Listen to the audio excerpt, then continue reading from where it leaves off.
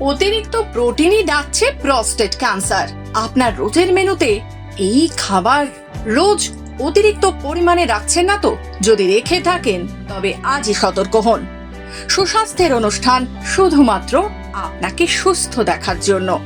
রোজ যেসব স্বাস্থ্যকর খাবার ডায়েট প্ল্যানে রাখা উচিত, সেই সব খাবারই অনেক ক্ষেত্রে আবার আমাদের শরীরের পক্ষে যায় না।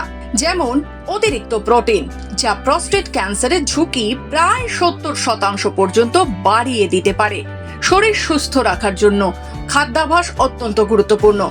ভুলভাল খাদ্যাভ্যাস নানান ধরনের রোগের ঝুঁকি বাড়িয়ে দেয়। অর্থাৎ খাদ্যাভ্যাস ঠিকঠাক না থাকলে ছোটখাটো রোগ থেকে শুরু করে ক্যান্সারের মতো মারণ রোগও শরীরে বাসা বাঁধতে পারে।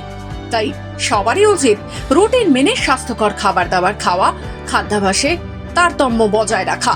সাম্প্রতিক গবেষণায় উঠে এসেছে, আমরা রোজ যেসব খাবার স্বাস্থ্যকর ডায়েট প্ল্যানে রেখে খাই, সেই সব খাবারই প্রস্টেট ক্যান্সারের ঝুঁকি নাকি বাড়িয়ে দেয়। প্রস্টেট ক্যান্সার সেল এবং রক্তের কনসেন্ট্রেশনের মধ্যে কোলিন পাওয়া গিয়েছে।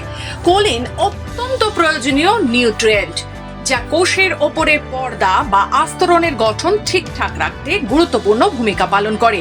আর নিউরোট্রান্সমিশনের ক্ষেত্রে এটি খুবই জরুরি। শুধু তাই নয়, মস্তিষ্কের বিকাশ এবং জিনের অভিব্যক্তি নিয়ন্ত্রণ করতেও সহায়তা করে। তাই বিশেষজ্ঞদের পরামর্শ, আর একজন প্রাপ্তবয়স্কের প্রতিদিন 450 মিলিগ্রাম করে কোলিন গ্রহণ করা উচিত।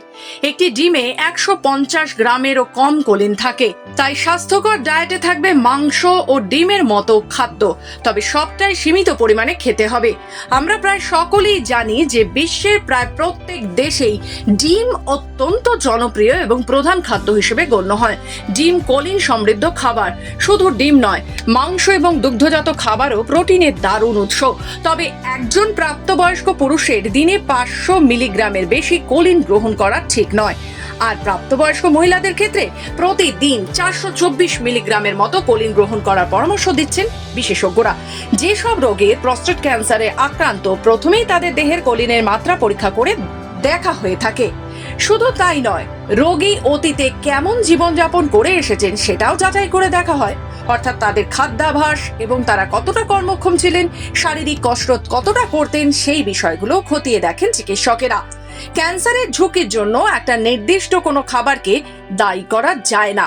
কোলিন সমৃদ্ধ খাবারের তালিকায় রয়েছে ডিম, মাংস, রাঙা আলু, টার্কির মাংস, আলমন্ড, কিনোয়া, রাজমা, ফুলকপি, সোয়া, ব্রকোলি প্রভৃতি।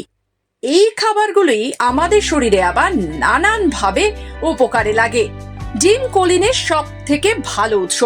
একটা ডিমে প্রায় 147 মিলিগ্রামের মতো কোলিন থাকে। মানে দিনে 2টো করে ডিম খেলে প্রতিদিনের হিসেবে 54% কোলিন গ্রহণ করা হয়ে যায়। তাই আপনি সুস্থভাবে থাকুন, এই আমাদের একমাত্র লক্ষ্য। আরো বিশদে জানতে হলে অবশ্যই বিশেষজ্ঞের পরামর্শ নিন।